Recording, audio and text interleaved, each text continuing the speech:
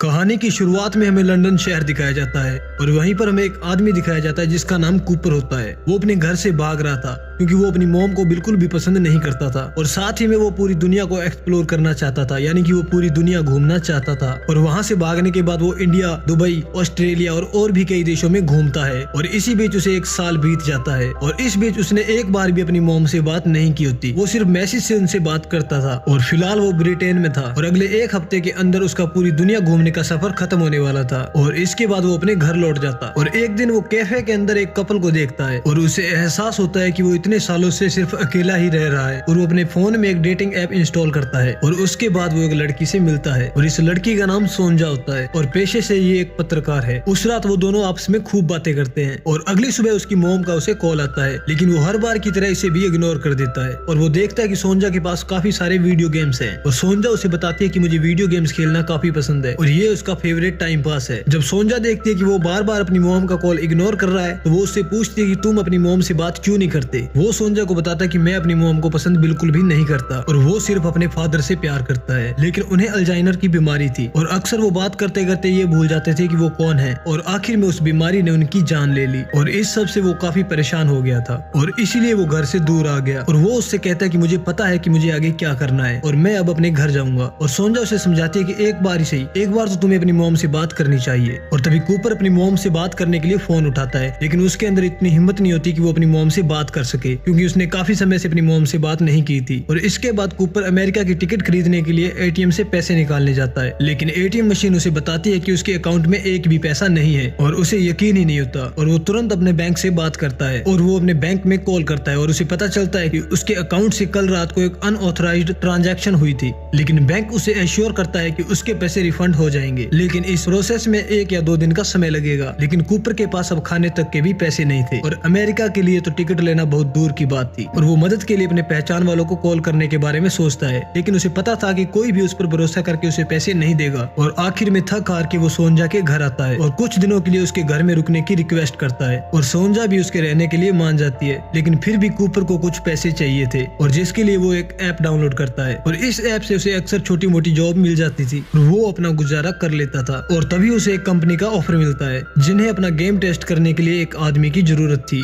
और इसके लिए वो एक बड़ा अमाउंट देने के लिए तैयार थे और इस कंपनी का नाम साइथो गेमो होता है। और तभी उसे सोंजा बताती है कि एक बहुत बड़ी कंपनी है और इस कंपनी के बनाए हुए गेम पूरी दुनिया में फेमस है और वो उन्हीं के ऊपर एक आर्टिकल लिख रही थी और वो कूपर से कहती है कि अगर तुम वहां जा रहे हो तो मुझे भी कुछ गेम्स की फोटोज भेज देना, क्योंकि सुनने में आया है कि इस गेम को बनाने में बहुत सारे पैसे खर्च हुए हैं और वो इतने सालों में क्या बना रहे हैं इसके बारे में किसी को भी कुछ नहीं पता। और अगले ही दिन कूपर उस गेम कंपनी में आता है जो उसके शहर से बहुत दूर थी और अंदर उसे केटी नाम की औरत मिलती है और वो लोग उसका काफी अच्छे से स्वागत करते हैं, मानो जैसे वो उसी का इंतजार कर रहे थे। और केटी उसे एक्सपेरिमेंट रूम की तरफ ले जाती है और तभी कूपर देखता है कि बहुत सारे इंजीनियर मिलकर एक गेम को डिजाइन कर रहे थे और उसे तो इस बात का पता ही नहीं था कि एक गेम को बनाने में इतने सारे लोगों की मेहनत होती है। और तभी केटी उसे बताती है कि वो रूम के अंदर अपना फोन नहीं ले जा सकता और मजबूरन उसे फोन केटी को देना पड़ता है और वो उसके फोन को स्विच ऑफ कर देती है और केटी उसे कुछ डॉक्यूमेंट्स साइन करने को कहती है क्योंकि इस प्रोसेस में उसका मेडिकल टेस्ट भी होना था, लेकिन इस डॉक्यूमेंट के अंदर एक पेपर नहीं था और केटी उसे लेने जाती है और कूपर को सारी जानकारी लीक करने का इससे अच्छा मौका नहीं मिलने वाला था और वो तुरंत ही अपना फोन ऑन करता है और कुछ फोटोज क्लिक करके वो सोंजा को भेज देता है। और इससे पहले वो कुछ और कर पाता कि तभी केटी वहाँ पर आ जाती है और उसके पास एक छोटी सी चिप होती है और उसे वो मशरूम कहते हैं और कूपर को भी अब थोड़ा बहुत डर लगने लगा था, पर केटी उसे बताती है कि इससे उसे कुछ नहीं होगा।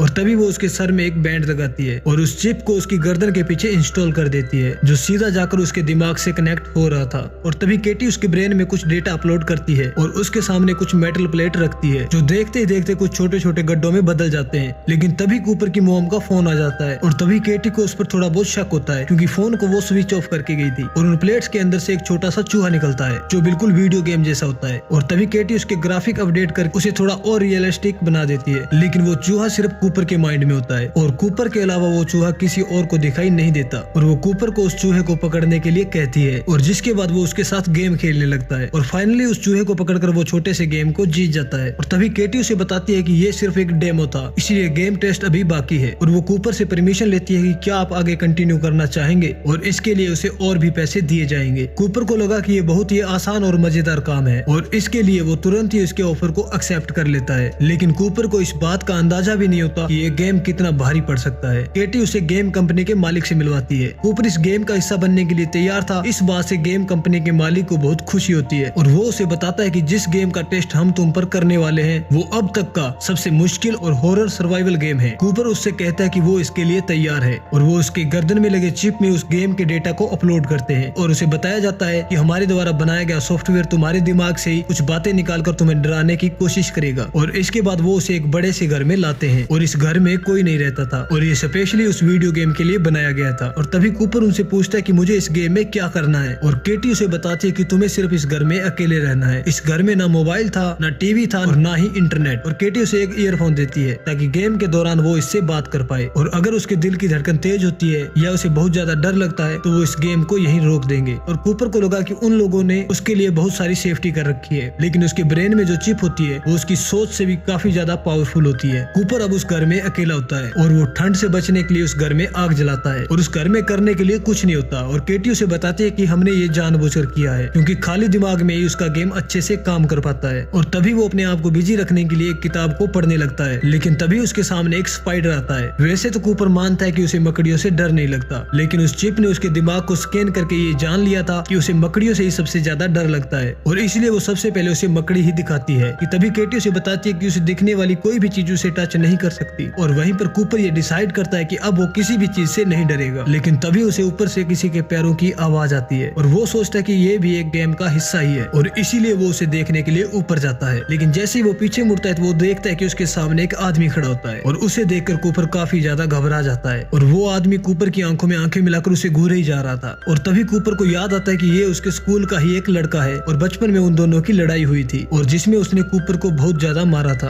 और यहाँ पर वो सॉफ्टवेयर उसे डराने के लिए उस लड़के के चेहरे का इस्तेमाल कर रहा था और कूपर को पता लग गया था कि ये गेम उसकी सोच से भी ज्यादा डरावना और खतरनाक है, लेकिन उसे पैसों की जरूरत थी और इसलिए वो केटी से कहता है कि उसे अभी भी डर नहीं लगा और इस सब से उसे डराने की कोशिश बिल्कुल बेकार है। और तभी कूपर ड्रावर से कुछ बिस्किट्स निकालता है और जैसे ही वो उसे बंद करता है तो उसे एक आदमी की परछाई दिखाई देती है, लेकिन उसे पता था कि ये सब नकली है इसलिए वो उसे भी सीरियस नहीं लेता। लेकिन जैसे ही कूपर उसके पास जाता है वो परछाई बड़ी होकर एक मकड़ी में बदल जाती है और उसका चेहरा उस स्कूल के लड़के से मिलता जुलता था, जिसका मतलब वो गेम उसके डर को अब कंबाइन करने लगा था। और इस बार कूपर काफी ज्यादा डर जाता है और केटी उसे शांत रहने के लिए कहती है क्योंकि उसके दिल की धड़कन बहुत ज्यादा तेज हो जाती है। लेकिन तभी हम देखते हैं कि उसका ईयरफोन भी अब काम करना बंद कर गया है और वो दोनों एक दूसरे से बात नहीं कर पा रहे। और तभी हम देखते हैं कि कोई दरवाजा नॉक कर रहा था, लेकिन जब कूपर दरवाजा खोलकर देखता है तो वहाँ कोई नहीं होता, लेकिन अभी भी उसे खटखटाने की आवाज आ रही थी। और तभी वो देखता है कि वहाँ पर सोंजा आ जाती है और कूपर उसे देखकर बिल्कुल हैरान हो जाता है क्योंकि वो उसे बिल्कुल असली लग रही थी और इस बार वो उसे टच भी कर पा रहा था। और तभी सोंजा उसे कहती है कि हमें यहाँ से जल्दी निकलना होगा, नहीं तो तुम इस गेम में मारे जाओगे, क्योंकि जिस गेम का एक्सपेरिमेंट ये कंपनी तुम्हारे पर कर रही है उस गेम का अप्रूवल सरकार ने इन्हें दिया ही नहीं, क्योंकि ये गेम बहुत ज्यादा खतरनाक है। कूपर को लगा कि ये भी गेम का एक प्लान ही है ताकि वो हार मान ले और उसे ऐसा लगता है कि सोंजा भी उस कंपनी के लिए काम करती है। बार बार सोंजा उसे समझाने की कोशिश करती है। कूपर उसे कहता है कि अगर तुम यहाँ पर काम नहीं करती तो तुमने मुझे ढूंढा कैसे। सोंजा उसे कहती है कि उसने उसके फोन को ट्रैक किया। कूपर उसे कहता है कि मेरा फोन तो यहाँ से कई किलोमीटर दूर बंद पड़ा है। और ये सुनने के बाद सोंजा अचानक से सीरियस हो जाती है क्योंकि वो भी एक गेम का हिस्सा ही थी और कूपर को डराने की उसकी कोशिश नाकाम हो गई थी। लेकिन ये गेम और भी ज्यादा खतरनाक हो जाता है जब सोंजा उस पर चाकू से हमला कर देती है और इस बार कूपर को सच में दर्द हो रहा था, जैसे सच में किसी ने उसको चाकू मार दिया हो। और जैसे ही सोंजा के बालों को खींचता है तो उसकी पूरी की पूरी खाल ही उतर जाती है और कूपर बड़ी मुश्किल से खुद को बचाता है। लेकिन जब कूपर अपने आसपास देखता है तो उसे सोंजा कहीं भी दिखाई नहीं देती और उसका घाव भी अब बिल्कुल ठीक हो गया था। और तभी उसे केटी की आवाज सुनाई देती है और वो तुरंत उसे गेम को बंद करने को कहता है क्योंकि अब इस गेम के कोई भी रूल फॉलो नहीं हो रहे थे। और वो केटी को बताता है कि उसके ऊपर हमला हुआ है और तभी केटी उसे बताती है कि ऐसा होना पॉसिबल नहीं है और इस गेम में कोई भी तुम्हें फिजिकली डैमेज नहीं कर सकता। और कूपर इतना ज्यादा डर जाता है कि वो अपने सर में लगी उस चिप को अपने आप ही निकालने लगता है और केटी उसे निकालने से मना करती है क्योंकि ऐसा करना उसके लिए खतरनाक हो सकता है, क्योंकि उस चिप को निकालना उसके लिए खतरनाक हो सकता है। और वो उसे शांत रहने के लिए कहती है और इस गेम को बंद करने का प्रोसीजर स्टार्ट कर देती है। और इसलिए वो कूपर से कहती है कि इसके लिए तुम्हें एक्सेस पॉइंट तक पहुंचना होगा और इस गेम से निकलने के लिए वो कुछ भी करने को तैयार था। और केटी उसे एक रूम में जाने के लिए कहती है, लेकिन कूपर को लगता है कि इसमें उसकी शायद मॉम हो सकती है जिन्होंने अब सुसाइड कर लिया हो या देखते ही वो इसे मारने लगे, इसलिए वो अंदर जाने से मना कर देता है। पर केटी उसे अंदर जाने के लिए कहती है क्योंकि इसके बिना वो इस गेम को नहीं रोक पाएगी। और कूपर हिम्मत करके उस रूम के अंदर चला जाता है